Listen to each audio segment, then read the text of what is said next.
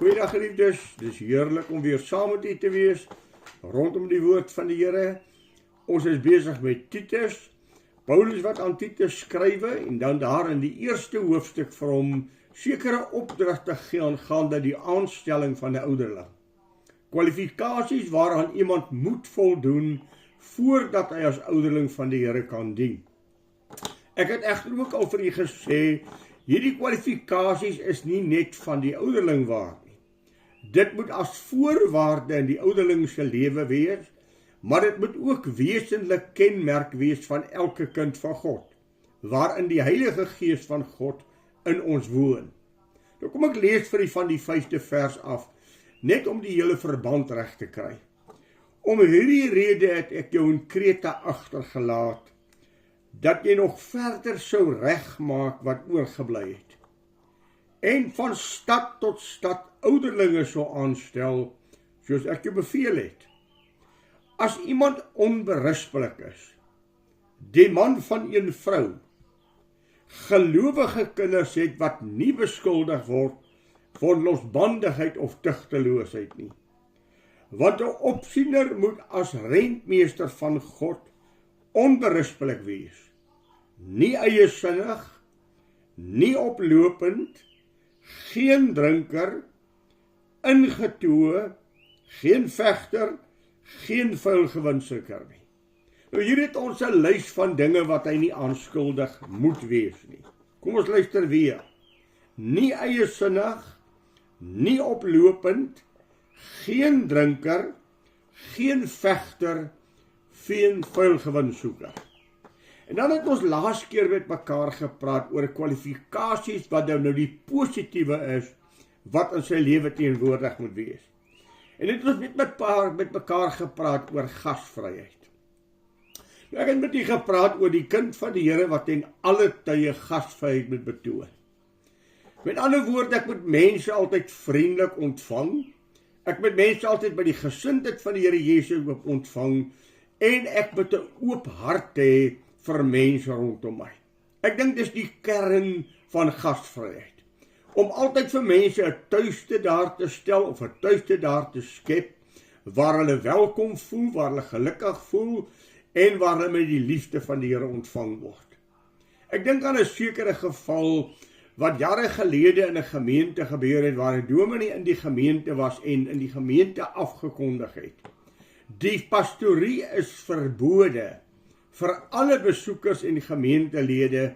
Net Vrydagmiddag tussen 4 en 6 is die pastorie beskikbaar vir mense om te kom kuier en by die pastorie in te loer. Nou geliefdes, ek dink dit is 'n dwaase ding om te doen. Mense moet juis met vryheid na jou toe kan gaan en weet, ek sal nooit lastig wees nie, ek sal nooit oorbodig wees nie, en ek moet altyd met die vriendelikheid van die Here ontvang word en met gasvryheid. Ja, partykeer mag dit vir jou ontydig wees wat hulle opdaag, maar nog steeds sit jy aan jou dinge eenkant en jy betoon aan hulle die liefde en die gasvryheid van die Here. Nou, ek het eintlik 'n kombinasie gemaak van die volgende en ook laas week, terwyl ek met die gepraat het. Een wat die goeie lief het. Nou is 'n baie belangrike element, want die totale woord van God is gebaseer op hierdie liefde. Toe dan vir die Here gevra is, Here, wat is die groot gebod? Toe sê hy, jy moet die Here jou God lief hê met jou hele hart, jou hele siel, jou hele wese en met al jou kragte. En jou naaste soos jouself. Hieraan hang al die wet en die profete. As jy 1 Korintiërs 13 lees, die kwalifikasies daarvan, die 4de vers af, dan sal jy ook agterkom dat as die liefde van die Here in 'n verhouding en tussen menseverhoudinge geld, dan sal daar altyd harmonie en vrede wees. Die hele 10 gebooie van die Here hang aan die een woord, liefde. As jy liefde teenoor God en teenoor jou naaste het, sal jy ook in 'n baie groot mate, eintlik in 'n totale mate, die wet van die Here ook kan vervul. Onthou dat die wet van die Here is nie gegeens iets wat verby is nie. Paulus in Romeine 8 vers 3, die wet van die Here is nog steeds geldig, dat ons daaraan sal voldoen en dat die wet van God in ons lewens sal seëvier, juis omdat die liefde van God in ons hart uitgestort is.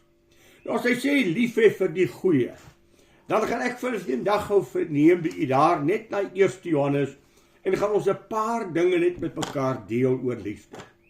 In die eerste plek wat jy nie moet lief hê nie. Moenie die wêreld lief hê of die dinge wat in die wêreld is nie. As iemand die wêreld liefhet, is die liefde van die Vader nie in hom nie. Hoekom? Want alles wat in die wêreld is, let op die woord, die begeerlikheid van die vlees en die begeerlikheid van die oë en die grootsheid van die lewe is nie uit die Vader nie, maar uit die wêreld. En die wêreld gaan verby en sy begeerlikheid, maar hy wat die wil van God doen, bly vir ewig. Wanneer ons praat oor begeerlikheid hier, dan is begeerlikheid juis hier 'n teenpool van liefde. Want dan gaan dit oor my. My begeerlikhede van die vlees, my begeerlikhede van die grootsheid van die lewe, my begeerlikheid van die oë, dit gaan alles oor my. Liefde is nooit selfgesentreerd nie, maar is gesentreerd op die persoon buite homself. Daarom het ek laasweek vir u gesê, self die Here Jesus sê, ek het nie gekom om gedien te word nie, maar ek het gekom om te dien en my lewe te gee as losprys vir baie. Daarom moet hy 'n liefde hê vir die goeie. Dit beteken natuurlik die teenpool. Hy moet 'n weerstand hê, hy moet 'n haat hê en hy moet 'n renons hê in alles wat nie deur liefde opgesom kan word nie. Alles wat nie onder die vaandel van liefde is nie, moet in sy hart 'n wrevel wek om te sê, Here, maar dis teen die gebod van God, dis teen die opdrag wat God my gegee het aangaande my naaste, en die liefde wat ek aan my naaste bewys nie, is ook liefde wat ek teenoor God voorskuldig staan. Dan gaan hy daar in die 3de hoofstuk, en praat hy oor God se liefde vir ons. Kyk wat 'n groot liefde die Vader in ons bewys het, dat ons kinders van God kan wees.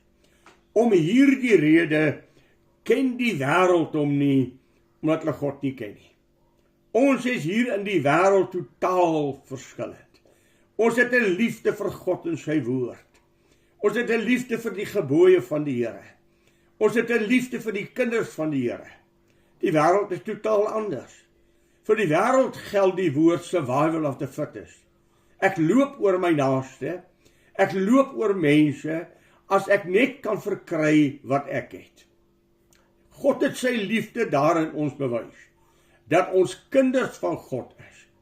En hierdie liefde van God wat in ons harte gewortel is, sal die wêreld nooit verstaan nie, maar dit kan 'n aantrekking na die wêreld wees, waarin hulle juis vir mekaar sê, kyk hoe lief het hulle mekaar. Kyk hoe gee hulle om na mekaar. Kyk hoe reik hulle uit na mekaar. Daar is iets besonders in die kerk van die Here. Hulle het mekaar lief. Van die ouderling, van die voorganger, natuurlik iemand by uitstek, wat die liefde en die goeie lief het. Nou kom ons gaan na 'n verdere gedeelte toe, in 1 Johannes die 2de hoofstuk vers 10. Wie sy broer lief het, bly in die lig, en in hom is geen oorsaak van struikeling nie. Geweldige mooi woord. Wie sy broer lief het, bly in die lig. En omdat hy lief het en in die lig bly, sal hy nooit die oorsaak van struikeling wees nie. Want dis liefdeloosheid wat struikeling bring. Dis liefdeloosheid wat struikeling veroorsaak, wat tweedrag en twis veroorsaak, wat oorsaak dat mense van die Here af wegbeweeg. Maar as die liefde van God in my hart is, dan bly ek in die lig van God, en ek is geen oorsaak van struikeling nie. Ek gaan ook vir u neem daar na die 3de hoofstuk, en wel vers 14. En ons weet dat ons oorgegaan het uit die dood in die lewe, omdat ons die broeders lief het. Wat 'n geweldige mooi woord. Hieraan sal dit sigbaar wees. Hieraan sal dit gesien word dat ons vanuit die dood in die lewe, vanuit die duisternis na die lig gekom het, as mense ons liefde onder mekaar aanskou. Johannes het dit ook gesê, niemand het God nog ooit gesien nie. Maar as ons mekaar lief het, dan word God in ons geopenbaar en dan sien mense die karakter en die wese van God in ons harte. Vers 16 van hierdie gedeelte het dit so gestel. Hieraan het ons die liefde leer ken, dat hy sy lewe vir ons afgelê het, en ons behoort ook ons lewe vir die broeders af te lê. Ingrypende woord. Hy het sy lewe vir my kom aflê, uit liefde. So lief het God die wêreld gehad, dat hy sy eniggebore seun gegee het, sodat elkeen wat in hom sou glo, nie verlore mag gaan nie, maar die ewige lewe kan hê. En Jesus het in die wêreld gekom, nie om die wêreld te veroordeel nie, maar dat die wêreld deur hom gered kan word. Hy het sy lewe kom lê aan die kruis van Golgotha, om sy liefde aan ons te betoon. Nou as ons hierdie liefde van God ontvang het, behoort ons ook ons broeder lief te hê. Behoort ons in so mate ons broeder lief te hê, sê die Bybel, dat ons bereid is om ons lewe vir hom af te lê. Dat ek die minste sal wees om my broer te dien en te bedien. Vers 17 sê, maar wie die goed van die wêreld het, en sy broer sien gebrek ly, en sy hart vir hom toesluit, hoe bly die liefde van God in hom? Jy sien, geliefde, liefde het 'n uitwaartse werking, het 'n uitvloeisel na buite. As ek my broeder liefhet en sien dat hy swaar kry, dan maak ek my hand oop en ek gee. As jy sien jou broer het behoefte en krisisse en jou hart vir hom toesluit, dan het jy onmiddellik 'n liefdelose daad gepleeg. En daarom die uitvloeisel. Hoe bly die liefde van God in iemand wat so optree? Vers 18 sê, my kinders, laat ons nie lief hê met woorde of met die tong nie, maar met die daad in waarheid. Ons kan so maklik vir mekaar sê, die Here seën jou, ek bid vir jou, ag mag die Here jou help. Ons kan al hierdie pragtige, mooi dinge, wat partykeer maar net clichés is, ook van kwyt raak. Maar die liefde is juis daarin, dat ek dit nie net sê nie, maar dat ek my hand uitsteek en in liefdesdaad betoon. My broer wat in krisis is, my broer wat in benoudheid is, my broer wat 'n bepaalde probleem het, dat ek langsom gaan staan om te sê, hier is ek om vir jou 'n hand te gee. Hier is ek om vir jou 'n hart te gee. Hier is ek om my sak oop te maak, want ek sien jy het swaar. Ek sien dat jy swaar kry. En dit help nie dat ek net vir jou sê, die Here seën jou nie. Daar moet iets gedoen word. God het 'n hand nodig. God het iemand nodig wat kan gee. God het 'n hart nodig wat sal uitreik na my broer wat seer kry. In die 4de hoofstuk, daar by die 7de vers. Geliefdes, laat ons mekaar lief hê, want die liefde is uit God. En elkeen wat lief het, is uit God gebore en ken God. Dis 'n geweldige stelling. Laat ons mekaar lief hê, want die liefde is uit God. En elkeen wat lief het, is uit God gebore en ken God. Hieraan is die bewys dat ek 'n verhouding met die Here het. Hoor vers 18. Hy wat nie lief het nie, het God nie geken nie, want God is liefde. As jy dan 'n verhouding met God het, dan word die liefde van God tog in jou hart uitgestort, dat jy iemand is wat bereid is om te dien. As jy iemand wat bereid is om uit te reik. En soos die apostel Paulus op 'n stadium gesê het, die liefde van Christus, die dring my. Dit dring my om op te tree en te gee daar waar nood is. Vers 8, vers 9. Hierin is die liefde van God tot ons geopenbaar, dat God sy eniggebore seun in die wêreld gestuur het, sodat ons deur hom kan lewe. Ek het alreeds vir u gesê, hierin is die liefde betoon, dat God nie net 'n woord gespreek het nie, maar God het 'n geweldige handeling geneem. Hy het sy seun gegee om vir die wêreld te gaan sterwe. Sy seun het die wêreld toe gestuur, dat die wêreld deur hom gered kan word. Vers 11 sê, hierin is die liefde, nie dat ons God lief gehad het nie, maar dat hy ons lief gehad het en sy seun gestuur het as 'n versoening vir ons sonde. Geliefdes, as God ons so lief gehad het, behoort ons ook mekaar lief te hê. Kenmerkende eienskap van 'n ouderling. Iemand wat die liefde liefhet. Iemand wat goed liefhet. Iemand wat liefde betoon. Iemand wat liefde teenoor ander mense openbaar. Wat lief is om goed te doen. Sy hart en sy hart oop te maak vir mense om hom. Kom ons lees ook die 16de en 17de vers. En ons het die liefde van God tot ons leer ken en geglo. God is liefde. En hy wat in die liefde bly, God bly in hom en hy in God. Hierin is 'n geweldige woord, want hy wat in die liefde bly, bly in God en God in hom. Hierin het liefde by ons volmaak geword, dat ons vrymoedigheid kan hê in die oordeeldag. Want soos hy is ons ook in hierdie wêreld. Dit is ook 'n ander stelling. Wanneer ons dan voor God gaan verskyn eendag. Een van die grootste kenmerkende eienskappe wat ek en jy van sal moet rekenskap gee is ons liefde. Die Here Jesus het op 'n stadium dit so gestel. Ek was in die tronk, jy was te skaam om my te besoek. Ek was honger, jy het my niks gegee nie. Ek was dors, jy het my nie te drink gegee nie. Ek was siek en jy het my nie besoek nie. Here, wanneer het ek hierdie dinge gedoen aan u? Vir so min jy dit gedoen het aan een van my geliefde kindertjies, vir so min het jy dit aan my gedoen. U sien die geliefde, God reik uit, God gee. Daarom, wanneer ek die liefde van God in my hart het, dan sê hy, sal ons vrymoedigheid in die oordeelsdag hê, want soos hy is ons ook in hierdie wêreld. Vers 18. Daar is geen vrees in die liefde nie, maar die volmaakte liefde dryf die vrees buite. Jy sien die geliefde, as die liefde van God in my hart uitgestort is, dan is ek nie in vrees nie. Dan lewe ek nie in angs nie. Want dan vervul ek die wet van God en vervul ek die gebooie van God. Ek gaan vir u na einde toe vat. Die 5de hoofstuk vers 3. Want dit is die liefde van God, dat ons sy gebooie bewaar.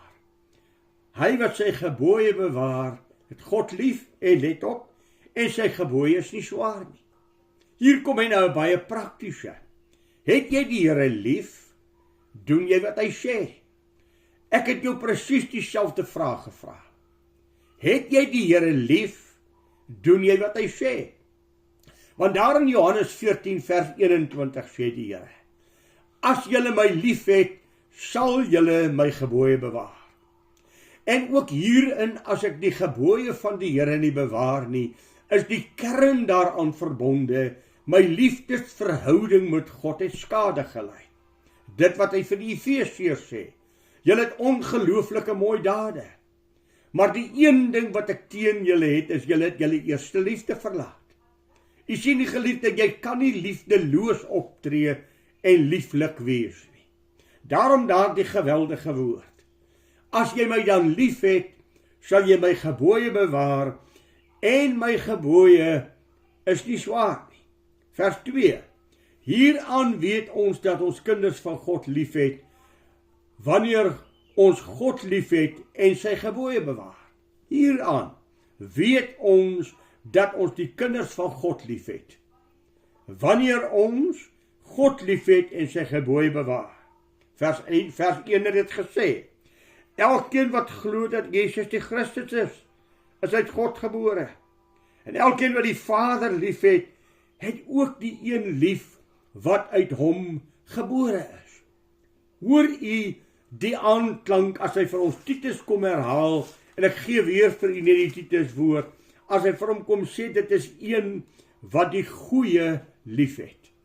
Die een wat die regte lief het, die een wat die goeie dade doen, die een wat die regte dinge doen.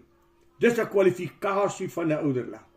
En as daar een ding is wat van die ouderling en die leraar en die voorganger waar moet wees as rentmeester van God, is dit, dat mense my sal ken as 'n persoon van liefde, 'n persoon van genade, persoon van gastvryheid, persoon van sorg. Ag, mag die Here sy liefde in ons harte uitstort, mag die wêreld bewus word daarvan.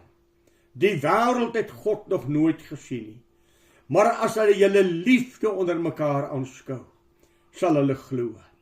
Kom ek en u wees lig vir die wêreld, sout van die aarde.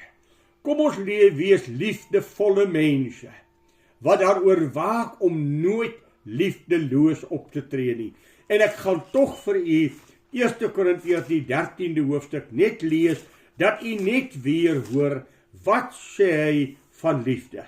1 Korintiërs die 13de hoofstuk, en daarvan die 4de vers af, klink so. Hy sê, ek is by vers 14, die liefde is lankmoedig en vriendelik. Die liefde is nie jaloers nie. Die liefde praat nie groot nie. Die liefde is nie opgeblaase nie. Dit handel nie onwelvoeglik nie. Dit soek nie sy eie belang nie. Dit word nie verbitterd nie. Dit bereken die kwaad nie toe nie. Dit is nie bly saam met die ongeregtigheid nie, maar is bly saam met die waarheid. Dis nie bly saam met die ongeregtigheid nie, maar is bly saam met die waarheid. Dit bedek alles, glo alles, hoop alles, verdra alles. Die liefde vergaan nimmer meer. O geliefde, mag ek en jy geken word as liefdevolle mense. In die gemeente, buite die gemeente, mag ons liefdeslig straal, wat mense na God toe sal trek, omdat hulle die liefde van God in ons aanskou het. Die Here seën vir u. Gaan volgende week by ons by die kerk die laaste keer by mekaar kom, en dan sal ek ook vir u die laaste uitsending stuur, totdat ons in Januarie, wanneer die skole begin, weer met mekaar gaan gesels. Mag ons die liefde van die Here in hierdie feesseisoen geniet. Mag ons dit beleef, maar meer nog, mag ons dit uitdeel, die wyse wat ons lewe. Die Here seën vir u so ryklik, en 'n goeie dag vir u.